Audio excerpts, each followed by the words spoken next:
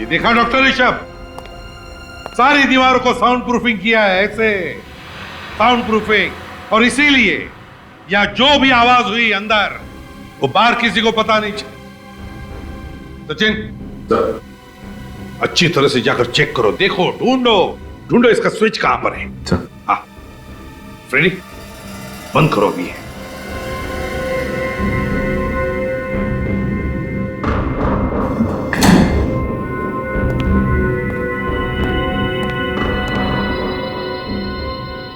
पूर्वी, फ्रेडी, अपने अपने कान इन ईयरमफ से अच्छी तरह से ढक लो, हैं?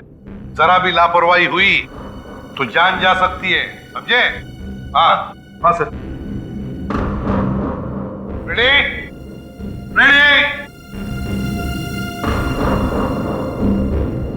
सर, जरा सी भी आवाज सुनाई नहीं दे रही है। Very good, excellent.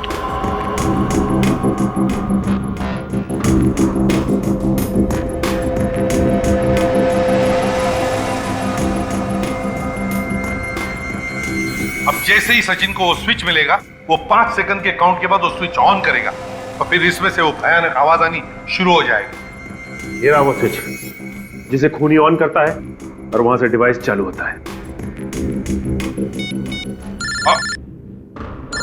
Sir, Sachin sir को स्विच मिल गया। स्विच मिल गया, कान बंद करो जल्दी।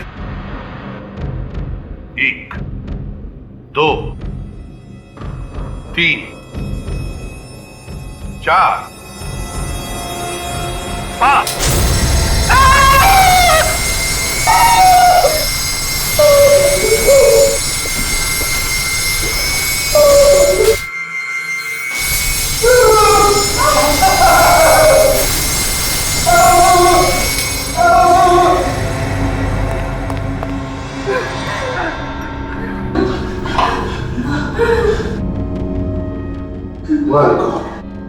भयानक लाइट है, मेरा तो सिर अब भी घूम रहा है। सर, मेरे कान गूंज रहे। क्या आप लोग ठीक तो हैं? कुछ हुआ तो नहीं? नहीं सचिन, हम लोग ठीक हैं, लेकिन इतना भयानक अनुभव था, भयानक। इससे पता चलता है कि इतनी दर्दनाक मौत हुई होगी उन लोगों की। डॉक्टर ऋषभ, ये कोई एग्जामिनेशन रूम नहीं है, कोई एग्जामिनेशन रूम नहीं, टॉर्चर रूम है ये।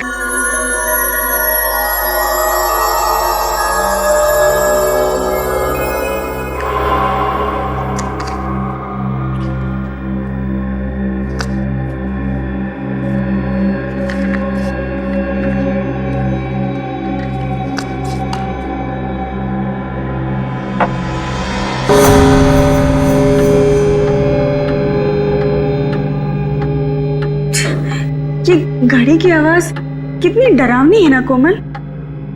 हाँ, मुझे मालूम है तू ऐसा क्यों कह रही है। तेरे दिमाग में ना अभी भी वो हॉस्पिटल की पुरानी कहानियां वो घूम रही है। नहीं, ऐसी कोई बात नहीं है। मैं तो इसलिए ऐसा कह रही हूँ क्योंकि ये अपना फ्लोर कितना सुनसान है ना। सिर्फ 2 मरीज और हम दोनों के अलावा एक स्टाफ वाला और है, बस। पता है, कभी कभी अकेले में तो मुझे भी डर लगता है।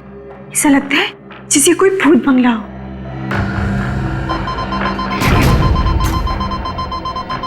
कोमल, एक इमरजेंसी है 1st फ्लोर पे, मैं अभी आती हूँ।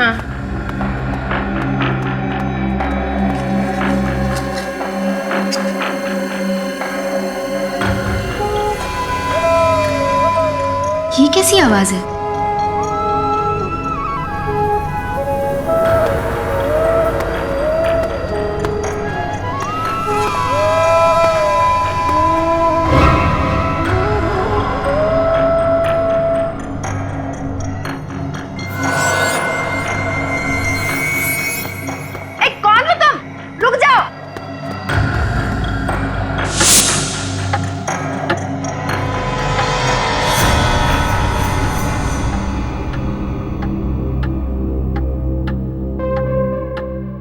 ये काम अधूरा छोड़कर कोमल कहाँ चली गई? कौन हो तुम? अरे रुको, अरे कहाँ जा रहे हो? अरे कुछ जवाब क्यों नहीं देते? रुक जाओ। अरे सुनिए तो सही, सुनिए, रुकिए। अरे सुनो। जी मैम। तुमने कोमल को देखा कहीं? नहीं मैम, मैं इस फ्लोर पे नहीं हूँ और अभी अभी आया हूँ ये सामान रखने के लिए। ये आवाज किसकी आ रही है? पता नहीं मैम।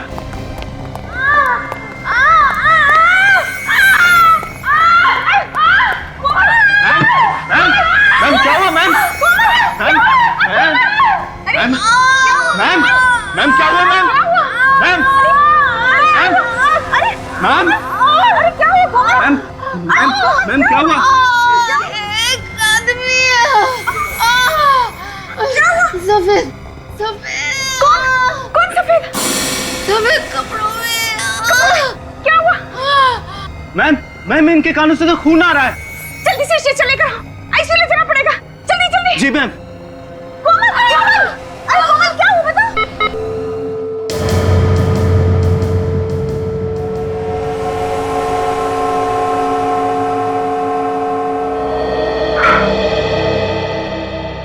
सारी कोशिशें बेकार गई। She is dead. ऐसा इसने क्या सुन लिया जिससे इसके कान के पर्दे भी फट गए और ब्रेन हेमरेज भी हो गया। इसके दिमाग में कोई बीमारी थी, इसने कभी ऐसा कुछ नहीं बताया था। सर उस कॉरिडोर में ही कुछ हुआ था, वरना ये तो ठीक ठाक थी। जब तुम्हें ऐसी हालत में मिली थी, इसने तुमसे कुछ कहा था? नहीं सर, मुझसे तो कुछ भी नहीं कहा था, लेकिन हाँ एक आदमी से डरी हुई थी और कह रही थी कि उसे कोई आदमी दिखा था जो सफेद कपड़ों में लिपटा हुआ था। सफेद कपड़ों में? कौन सकता है कॉरिडोर में? इस हॉस्पिटल में ही कुछ गड़बड़ है। हॉस्पिटल खुले हुए अभी कुछ दिन हुए हैं और ये सब नाटक शुरू हो गया। क्या हो रहा है? अपनी जबान पे काबू रखो और कोई भी इस तरह की अफवाह मत फैलाओ। सर सबको मालूम है यहाँ पे पहले दिमाग का हॉस्पिटल था। इस तरह की घटनाओं की वजह से ही ये हॉस्पिटल बंद हुआ था।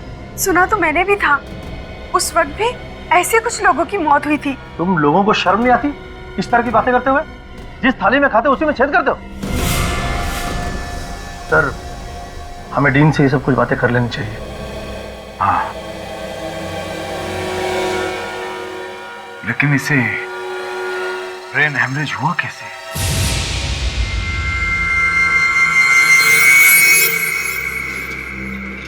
अरे यार श्रवण, ये कॉरिडोर तो ठीक ठाक दिखता है, फिर कोमल मैडम की मौत कैसे हो गई?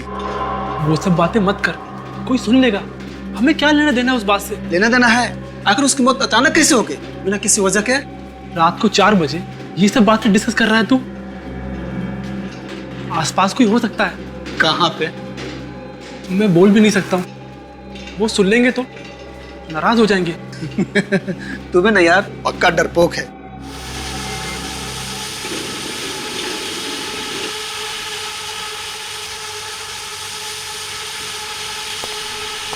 ये आवाज कैसी? मैंने कहा ना कोई है यहाँ पर। तू चुपचाप जल्दी चल यहाँ से। देख, देखा क्या? वो जो गया अभी। कौन? मैंने तो नहीं देखा। अच्छा तू रुक यहीं, मैं अभी आता हूँ। अभी तो इतना डर रहा था, अब अचानक कहाँ जा रहा है तू? मैं अभी आके बताता हूँ।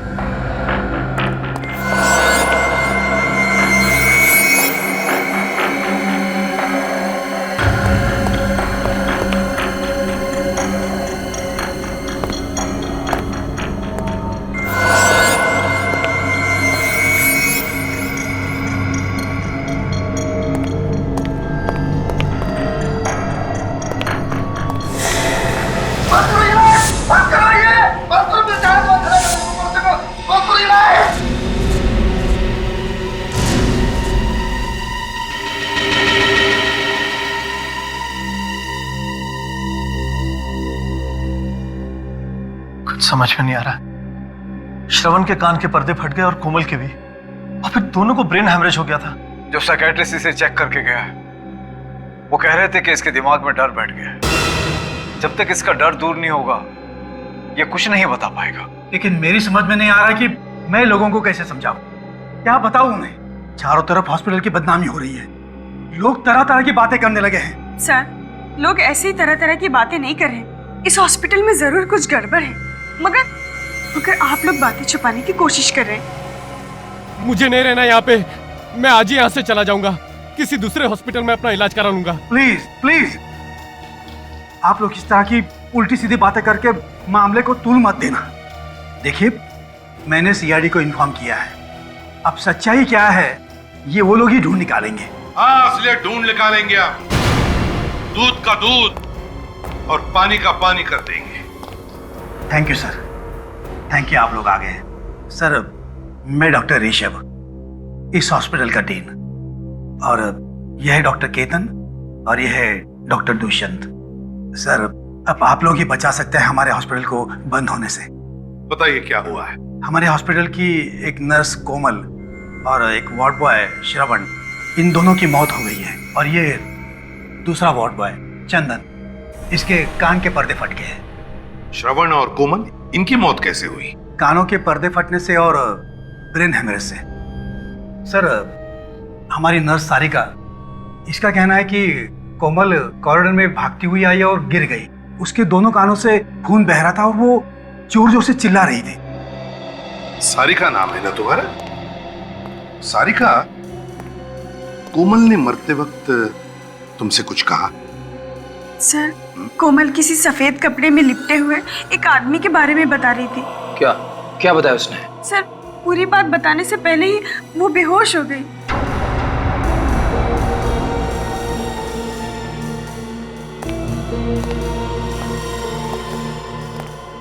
चंदन और श्रवण, क्या इन दोनों के साथ भी वैसा ही हुआ जैसा सारिका बता रही है? जी सर, इन दोनों की मौत भी ठीक वैसी हुई, और वो भी उसी कॉरिडोर में। अच्छा, ये चंदन ने खुद कुछ बताया था?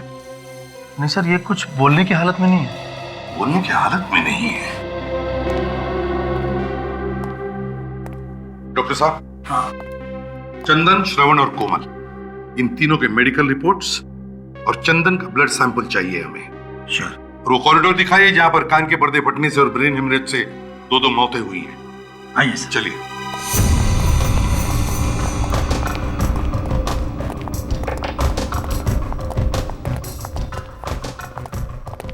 सर, यही वो कॉरिडोर है जहां दोनों घटनाएं हुई है। सारिका, तुम उस वक्त कहां पर थी? सर, मैं और कोमल सामने कैबिन में बैठे हुए थे सर। फिर कुछ देर के लिए मैं नीचे चली गई रिसेप्शन पर। जब वापस आकर देखा तो कोमल कैबिन में नहीं थी सर। तभी मैंने देखा कि वो वहां से भागती हुई आ रही है और उसके कान से बहुत खून निकल रहा था सर। सर, चंदन और श्रवण दोनों यही बेहोश मिले थे। यहीं पर, इसी कॉरिडोर? हाँ सर। डॉक्टर ऋषभ, कितने वार्ड्स हैं यहाँ इस कॉरिडोर में? सर, 2 पेशेंट वार्ड्स, एक सप्लाई रूम और एक एग्जामिनेशन रूम। चार कमरे हैं। विवेक, काजल, इन चारों कमरों को अच्छी तरह से चेक करो और जितने भी उंगलियों के निशान हैं सब के सब उठाओ।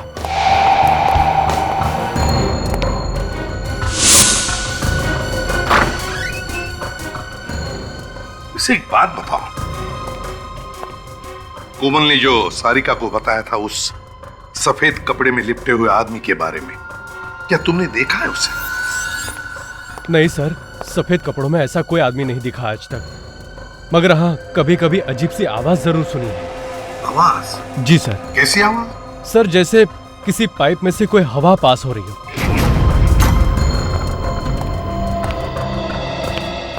डॉक्टर ऋषभ। Yes sir. आपको हमारे साथ चलना होगा। आपसे कुछ जरूरी सवाल करने हैं।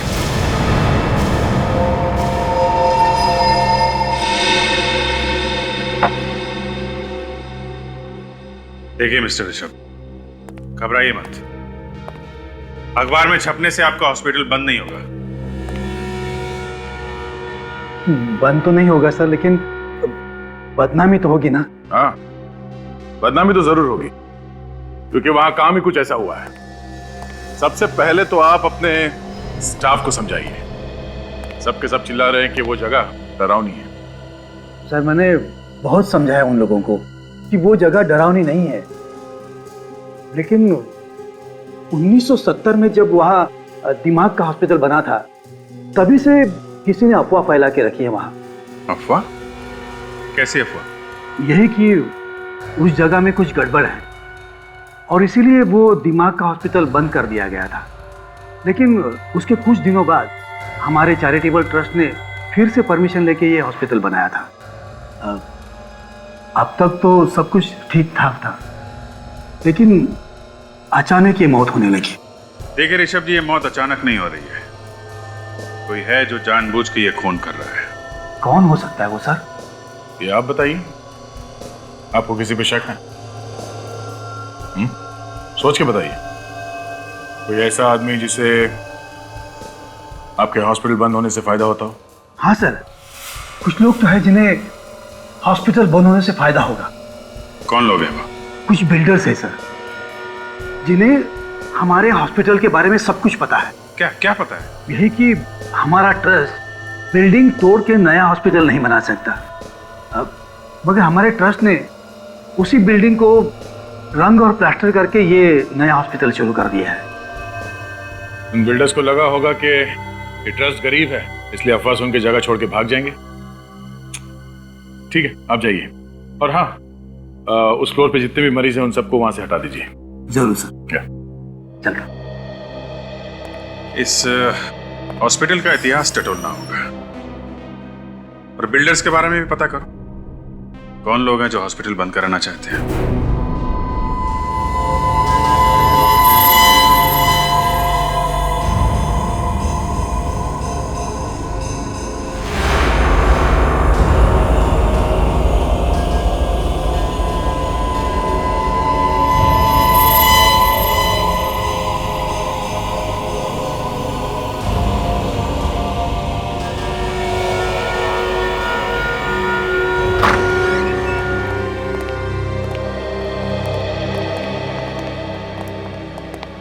हाँ भैया, क्या हाल है?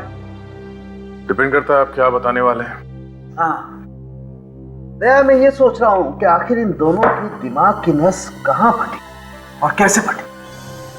क्योंकि देखो, ये दोनों के दोनों जवान हट्टे कट्टे, तो फिर इन्हें ब्रेन हेमरेज हुआ कैसे? यार दरअसल ब्रेन हेमरेज तो 40-50 साल की उम्र के बाद हुआ करता है। तो फिर एक बात पक्की है बॉस, इन दोनों के एक कान के पर्दे फट गए। सर, हो सकता है इन लोगों ने कोई ऊंची आवाज सुन ली हो, जैसे कान के पास कोई बॉम्ब फट गया हो। एग्जैक्टली ऐसा ही हुआ है। वैसे भी इन दोनों की पोस्टमार्टम रिपोर्ट हमें ये बताती है कि इन दोनों को ना तो कोई कान की बीमारी थी और ना ही कोई ब्रेन हेमरेज होने के लक्षण थे। मगर सर, ऊंची आवाज से कान के पर्दे कैसे फट सकते हैं?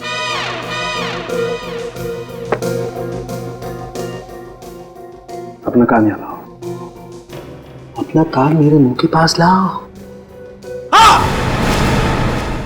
जवाब मिल गया क्या? क्या बोला? ये तो गया। अरे क्या बोला? कुछ सुनाई नहीं दे रहा है। दया, ऐसी 4000 मेगाहर्ट्ज की आवाज अगर कान के पास क्रिएट की जाए तो कान के पर्दे फट सकते हैं। चाट बाजार? अबे चाट बाजार नहीं, 4000। फिर वही चाट बाजार। खाने की बातें यहाँ पे क्यों कर रहे हो सर? कहीं की बातें कहीं। आप मजाक कर रहे हो क्या?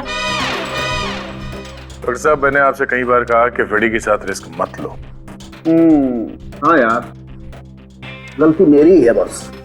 सर, अगर हॉस्पिटल में इतनी जोर की आवाज हुई है तो और लोगों ने भी सुना होगा, मगर वहां पे तो किसी ने कुछ सुना ही नहीं।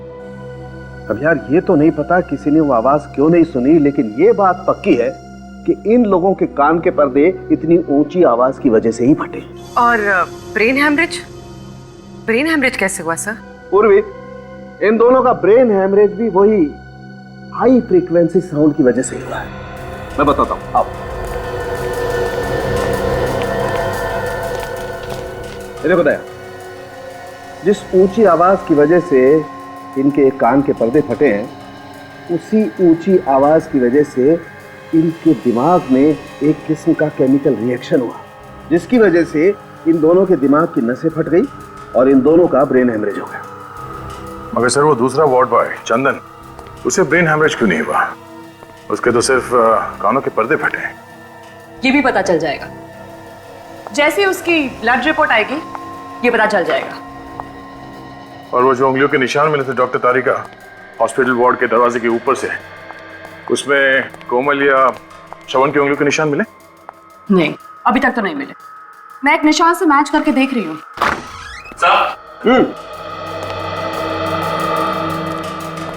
सर, चंदन के खून की रिपोर्ट। Okay, thank you.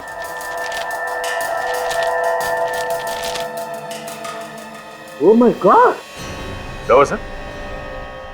अरे यार, चंदन के खून में तो ऐसी ड्रग मिली है जो उसे ठीक होने ही नहीं देगी। इस चंदन को तो गलत दवाई दी जा रही है बॉस। ये दवाई हॉस्पिटल में दे रहा होगा कोई। ये दवाइयां बंद करनी होगी, वरना वो कभी हमें सच्चाई नहीं बता पाएगा। छोड़ दो मुझे, जाने दो, छोड़ दो मुझे, छोड़ दो मुझे, जाने दो, छोड़ दो, छोड़ दो। ममता, इसे नींद का इंजेक्शन दो, जल्दी। छोड़ दो मुझे, छोड़ दो मुझे, छोड़ दो मुझे, छोड़ दो मुझे, छोड़ दो मुझे, छोड़ दो मुझे,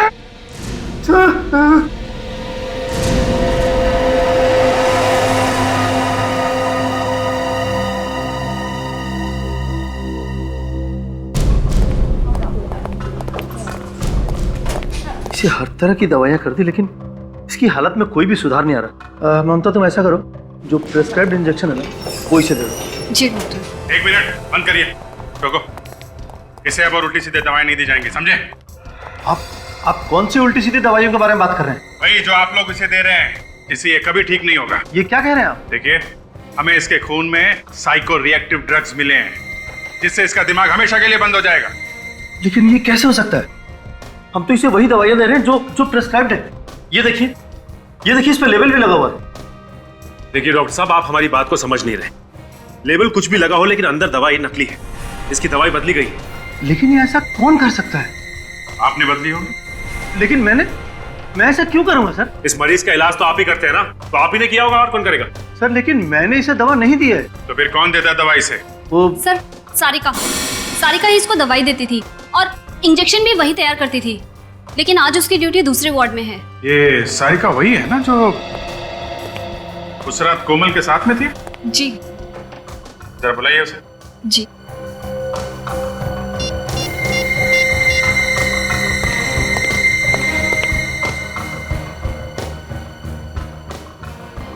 सर, वो फोन नहीं उठा रही है। सर, कहीं वो भाग तो नहीं गई? सारिका मैडम से क्या हो गया? सारिका मैडम, क्या हुआ?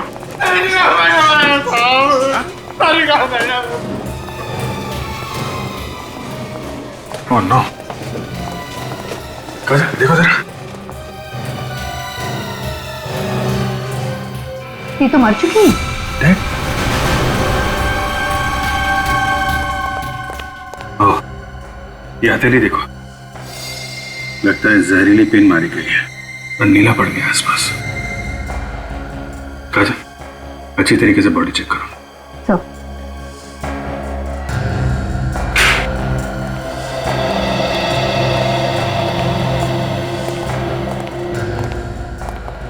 कैसे हुए ये सब? साहब, मैं डिटर्जेंट का बॉटल लेने गया था साहब, तो उसी टाइम देखा कि सारिका मैडम मरी पड़ी है। तुमने यहाँ पे और किसी को देखा? नहीं साहब। सर, मैंने 15 मिनट पहले सारिका मैडम को कॉरिडोर पे देखा। वो बिल्कुल ठीक थी सर, फिर पता नहीं सर उनको क्या हो गया। अच्छा, जब तुमने इसे देखा था तो ये अकेली थी या इसके साथ में कोई और भी था? नहीं सर, वो अकेली थी। वो तो सर अपना हाजिरी बना के स्पेशल वार्ड में किसी मरीज का ब्लड प्रेशर चेक करने गई थी। मैंने भी उससे नई दवाइयों की फाइल के बारे में पूछा था, तब तक तो वो सही थी। फिर कौन मार गया उसे? सारिका खूनी को जानती थी। ऐसा ही लगता है।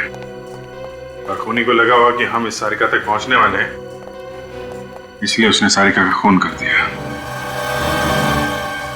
इस सारिका तो सिर्फ एक मोहरा थी अभिजीत। असली खूनी तो अभी भी शराफत का मुखौटा लगाकर घूम रहा है हॉस्पिटल में। इसके शराफत का मुखौटा उतारने के लिए कोई चाल चलनी पड़ेगी क्या? क्योंकि खूनी को पता चल चुका है हम उस तक पहुंचने वाले हैं, इसीलिए उसने सारिका को मार दिया। सारिका के हस्बैंड से पूछताछ करेंगे, उसे कुछ ना कुछ तो मालूम होगा वो किसके लिए काम करती थी। मगर वो भाग गया, कभी ना कभी तो वापस आएगा ना। सर, इस हॉस्पिटल का ब्लूप्रिंट मिल गया है सर, और ये फाइल है सर, इसमें उस हॉस्पिटल की पूरी जानकारी है सर। और सर, ये वो नक्शा है जब वहाँ पे दिमाग का हॉस्पिटल था सर, और ये वाला अभी का है, अभी के चैरिटेबल हॉस्पिटल का सर। ये दिमाग का हॉस्पिटल बना 1970 में और बंद हुआ 1990 में। जी,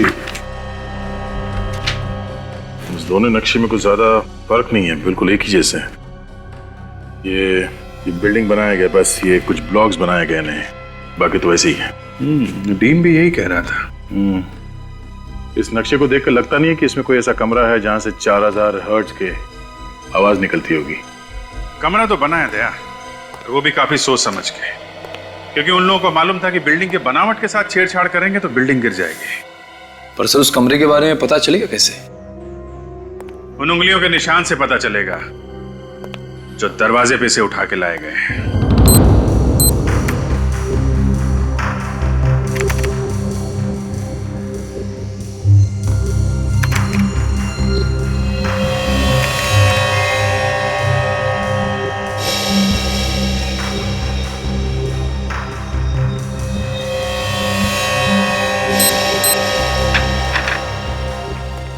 अभिजीत, हॉस्पिटल के उस कॉरिडोर में जितने भी दरवाजे हैं उन सब पर उंगलियों के निशान तो काफी है, लेकिन मरने वालों में से किसी की भी उंगलियों के निशान वहां पर नहीं है। कमाल की बात है, एक भी निशान नहीं है। नहीं, एक और कमाल की बात है, उस कॉरिडोर में एक कमरा ऐसा भी है जिसके दरवाजे पर सिर्फ 2 लोगों की उंगलियों के निशान है। और वो 2 निशान है किसके? विवेक और काजल के। विवेक और काजल की उंगलियों के निशान उस दरवाजे पे मिले? शायद हुआ ऐसा होगा कि खूनी ने जाते वक्त दरवाजे पर जितने भी उंगलियों के निशान थे सब साफ कर दिए, लेकिन जब काजल और विवेक कमरे में चेक करने के लिए पहुंचे तो उनकी उंगलियों के निशान उस दरवाजे पर रह गए। मतलब खूनी हॉस्पिटल का ही कोई आदमी है, और उन दोनों मरने वालों को जो कुछ भी हुआ है उस कमरे में ही हुआ है। शायद खूनी वहां छुप के बैठा होगा। मगर उस कमरे को विवेक और काजल ने बहुत अच्छी तरह से चेक किया और वहां पे ऐसी कोई चीज नहीं मिली जिसकी आवाज से कानों के पर्दे फट जाएं। फिर भी दया, फिर से चेक करना पड़ेगा वो कमरा। सर, 2 बिल्डर्स के बारे में पता चला है सर, जो दुआ कर रहे कि हॉस्पिटल बंद हो जाए और वो लोग उसे खरीद सके। अच्छा, कौन लोग हैं ये? एक है जयंत और दूसरा दामोदर। सर, ये जयंत वहाँ पे एक हाउसिंग सोसाइटी बनाना चाहता है और दामोदर वहाँ पे एक बड़ा सा मॉल बनाना चाहता है। तो फिर इन दोनों में से कोई है जो हॉस्पिटल को बदनाम करके फायदा उठाना चाहता है। एक अजीब बात और है सर। अरे तो पेट में क्यों छुपा रखा है, बता ना, क्या अजीब बात है? ये दामोदर पिछले 1 महीने से कर्नाटक में है, लेकिन जयंत उसी हॉस्पिटल में भर्ती है जहाँ पे ये सब हो रहा है। अच्छा, जयंत उसी हॉस्पिटल में है।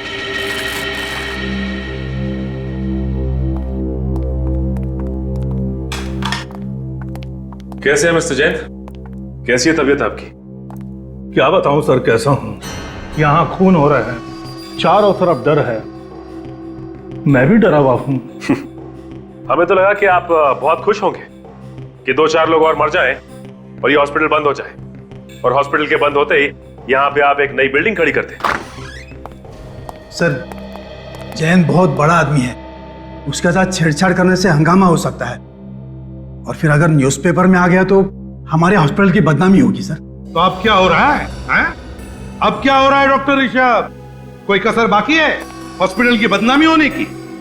जो कुछ भी हुआ है ना, इसी कमरे में हुआ है, इसी कमरे में। सर, यहाँ तो मरीजों की जांच होती है। तो फिर इसका मतलब है बहुत सारे मरीज आते होंगे इस कमरे में। हाँ, तो फिर उनके उंगलियों के निशान कैसे नहीं इस कमरे के दरवाजे पर? क्या बिना हाथ लगाए अंदर घुस आते? ये आप क्या कह रहे हैं? मैं भला ऐसा क्यों करूंगा? मैं कुछ समझा नहीं। इतने नासमझ तो आप लगते नहीं हैं। आप इस हॉस्पिटल की जमीन को खरीदना चाहते हैं ना, इसलिए हॉस्पिटल को बदनाम करने के लिए आपने लोगों का खून कर दिया। यहाँ का स्टाफ और यहाँ के मरीज हॉस्पिटल छोड़कर भाग रहे हैं, लेकिन आप है कि यहीं पे चिपके हुए। क्यों? मैंने खून नहीं किया। तो फिर हॉस्पिटल में मरीज बन के आने का आपका मकसद क्या है? मरीज हूं तो मरीज बनकर ही आऊंगा ना। रेडी, या जितनी भी मशीन है, एक एक मशीन को अच्छी तरह से चेक करो, एक एक मशीन को। कोई भी चीज छूटनी नहीं चाहिए। वो चीज यहीं पर छुपी है जिसमें से वो भयानक आवाज आकर लोगों के कानों के पर्दे फटे, समझे? वैसे ये आपकी रिपोर्ट तो बताती है कि आपके दिल में दर्द उठा था और आप भागते हुए हॉस्पिटल चले आए थे, लेकिन हॉस्पिटल के डॉक्टर्स का कहना है कि आपके सीने में दर्द कुछ नहीं हुआ था, सब नाटक था ये। जब तक दर्द चला गया था। ओह, आपका दर्द चला गया, लेकिन आप यहां पे चिपक कर बैठ गए, क्यों? बोलती बंद हो गई ना? इस हॉस्पिटल में जो भी खून हो रहे हैं आपकी देखरेख में हो रहे हैं, और यहां तक कि कोमल और सारिका का खून भी आप ही ने करवाया है। ऐसी कौन सी चीज है वो? ये जो आपकी सारी मशीन है ना, सब खोल कर देखेंगे, पता चल जाएगा कहां से आवाज आती है। वो खोल के देखेंगे? जी हाँ। ये मशीनें खराब हो जाएगी सर, बहुत कीमती मशीनें हैं ये। आपकी मशीनें कीमती है या इंसान की जान कीमती है? कैसे डीन है आप? कैसे डॉक्टर है आप? आपको ऐसे नहीं लगता कि पता लगाना चाहिए क्यों जाने जा रही है लोगों की? रेडी? ये सारी मशीन खोलने का हमारे पास सामान है ना?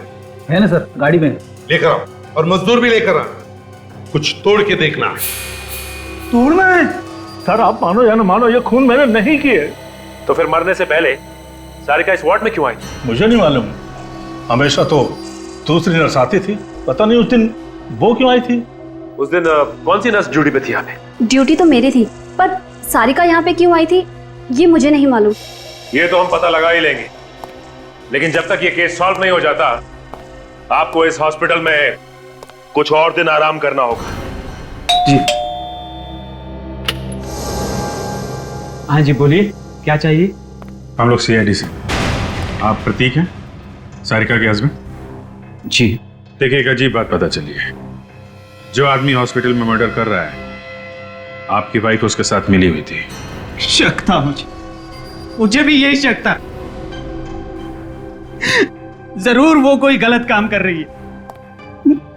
अगर आपको शक था तो आपने पूछा नहीं अपनी वाइफ से? पूछा था सर, लेकिन उसने कुछ नहीं बताया। चुप चुप के रोज फोन पे बातें किया करती थी किसी से। देखिए, मामला यहां तक पहुंच गया है तो आपकी इजाजत हो तो आपके घर की तलाशी लेनी पड़ेगी, क्योंकि खूनी अभी भी खुला घूम रहा है और हो सकता है सुराग आपके घर में ही। ठीक है, चेक करो। चलो। ये किससे फोन पे बातें करती थी आपकी वाइफ? क्या बातें करती थी? कुछ पता नहीं चला सर, और एक दिन अचानक देखा कि उसके पास बहुत सारा पैसा आ गया। मैं तो इतना सारा पैसा देखकर चौंक गया था।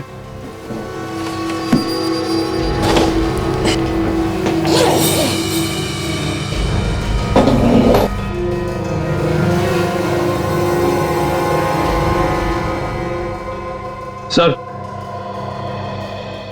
तो म्यूजिकल इंस्ट्रूमेंट ये आप बजाते हैं? ये कहां से आई? अच्छा, आपके घर में मिला और आपको मालूम नहीं? कहां से आई?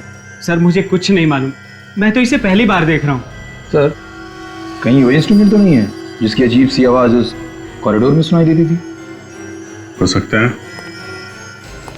ये बजता था और लोग वहां पहुंच जाते थे ये सुनने के लिए कि क्या बज रहा है। मगर हाँ, कभी कभी अजीब सी आवाज जरूर सुनी। आवाज? जी। कैसी आवाज?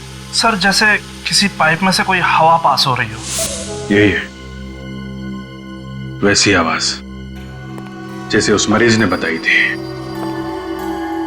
ये सारिका किसके लिए काम कर रही थी?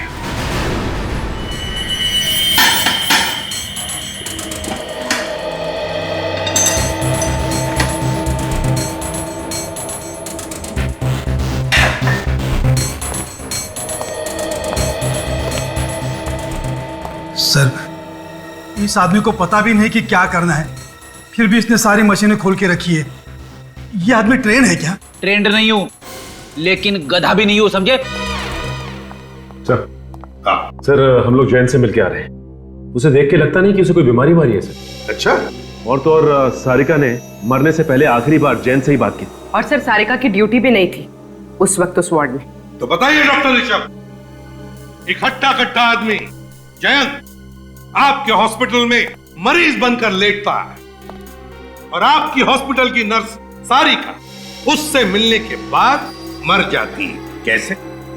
मालूम नहीं सर। और सारिका, बताइए सारिका वहां पर गई क्यों उस वार्ड में जब उसकी ड्यूटी नहीं थी? मुझे मालूम नहीं सर। अरे इसके अलावा कोई जवाब है क्या नहीं आपके पास?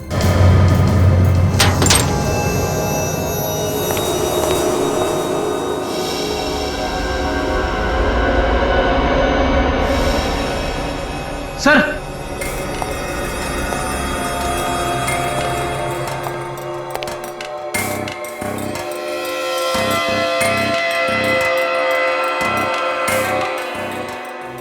सोनिक वेपन, आवाज का हथियार, ये भी आवाज का हथियार, ये भी तीन आवाज के हथियार। कौन से हथियार सर? कौन से हथियार?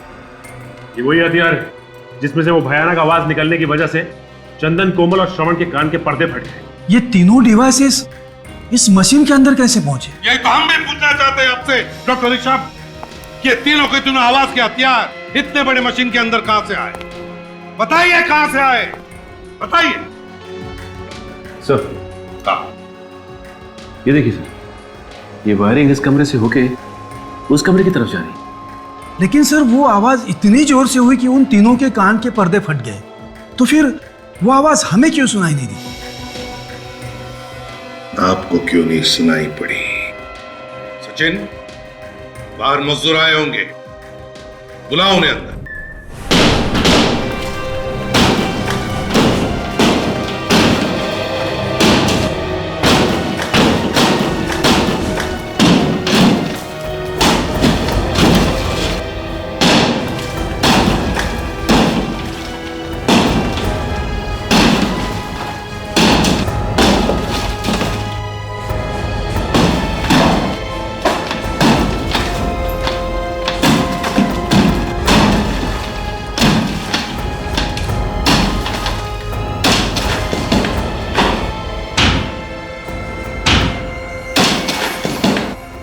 देखा डॉक्टर ऋषभ, सारी दीवारों को साउंड प्रूफिंग किया है, ऐसे साउंड प्रूफिंग, और इसीलिए या जो भी आवाज हुई अंदर वो बाहर किसी को पता नहीं चला। सचिन, अच्छी तरह से जाकर चेक करो, देखो, ढूंढो इसका स्विच कहां पर है। हाँ फ्रेडी, बंद करो अभी।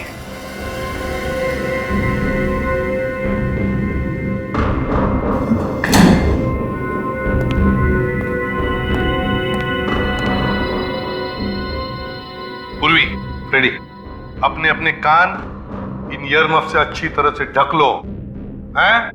जरा भी लापरवाही हुई तो जान जा सकती है, समझे? हाँ हाँ सर। Freddy, Freddy. सर जरा सी भी आवाज सुनाई नहीं दे रही है। Very good, excellent.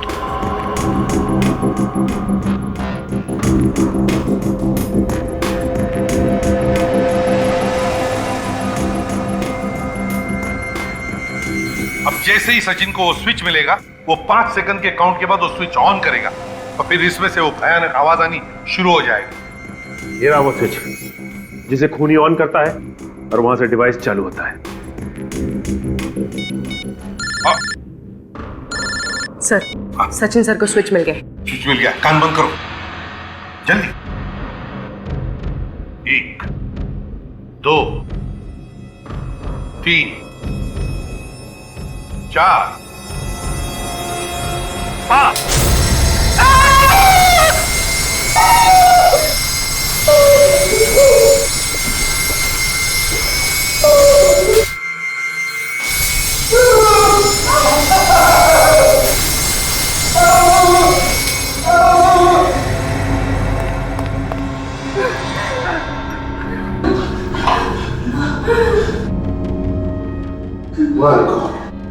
भयानक लाइट है, मेरा तो सिर अब भी घूम रहा है। सर मेरे कान गूंज रहे हैं। आप लोग ठीक तो हैं? कुछ हुआ तो नहीं? नहीं सचिन, हम लोग ठीक हैं, लेकिन इतना भयानक अनुभव था, भयानक। इससे पता चलता है कि इतनी दर्दनाक मौत हुई होगी उन लोगों की। डॉक्टर ऋषभ, ये कोई एग्जामिनेशन रूम नहीं है, कोई एग्जामिनेशन रूम नहीं, टॉर्चर रूम है ये। मेरे तो हाथ पैर अभी भी कांप रहे हैं सर, आंखों के सामने सभी चीजें चलती फिरती नजर आ रही है।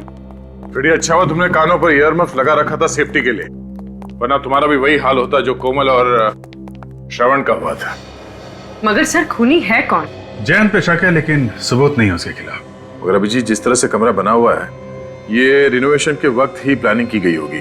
उसी वक्त ये कमरा बनाया गया होगा। उसके बाद बनाते तो शायद हॉस्पिटल के स्टाफ को पता चल जाता। मगर एक बात पक्की है, खूनी जो कोई भी है उसे आवाज की फ्रीक्वेंसी और लाइट के बारे में सब कुछ मालूम है। अच्छी तरीके से जानता है वो आदमी कि इन चीजों के इस्तेमाल से कैसे किसी को मारा जा सकता है, कितनी आवाज से कान के पर्दे फट जाएंगे, कब ब्रेन हैमरेज होगा, सब कुछ जानता है। काम कोई मनोचिकित्सक या दिमाग के बारे में जानकारी रखने वाला ही कर सकता है। खूनी कोई साइकेट्रिस्ट है। लेकिन सर उस हॉस्पिटल में कोई साइकेट्रिस्ट नहीं। कोई तो है पूर्वी, कोई तो है जो असलियत छुपा के वहां पे रह रहा है। उसे बाहर निकालने के लिए कोई खेल खेलना पड़ेगा, कोई दिमागी खेल। ऐसे कब तक इंतजार करेंगे? कम से कम मरीजों के बारे में तो सोचो। सर हमें और भी मरीजों को देखना है, हम लोग चलें? नहीं, एसीपी साहब का ऑर्डर है, वो लोग बस आते ही होंगे।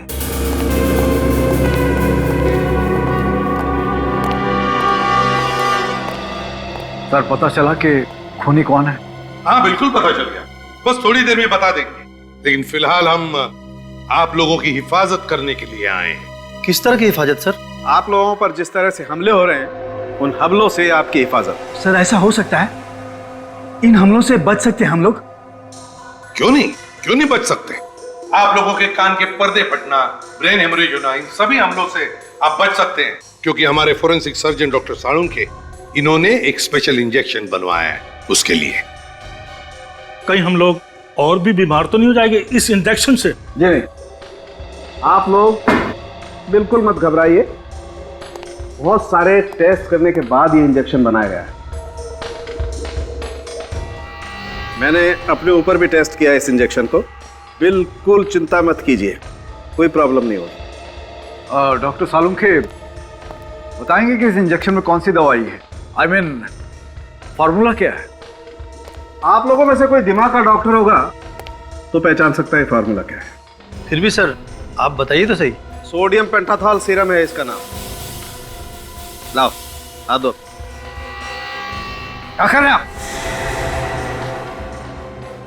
क्या हो गया डॉक्टर दुष्यंत? आपने अपना हाथ पीछे क्यों खींच लिया? कुछ परेशानी है क्या आपको? नहीं, कोई परेशानी नहीं है, लेकिन ये समझ में आ गया है कि आप लोग क्या करने जा रहे हैं। वाह क्या बात, बड़े होशियार हैं आप डॉक्टर दुष्यंत। हैं? तो फिर बताइए क्या करने वाले हैं हम? आप लोग हम सबको बेवकूफ बना रहे हैं, क्योंकि सोडियम पेंटाथॉल मानसिक रोग दूर नहीं करता है, बल्कि सच्चाई उगलवाने की दवा है जो कि अपराधियों को दी जाती है। डॉक्टर दुष्यंत ये सब आप कैसे जानते हैं? वो डॉक्टर दुष्यंत तो और भी बहुत कुछ जानते हैं, है ना डॉक्टर दुष्यंत? ENT स्पेशलिस्ट, कान नाक और गले के स्पेशलिस्ट। वैसे आप मत घबराइए, इसमें सिर्फ ग्लूकोज का पानी है। हाँ डॉक्टर दुष्यंत, तुम्हारी सच्चाई जानने के लिए किया हुआ ये ड्रामा है, समझे? बोलिए क्या बोलना है?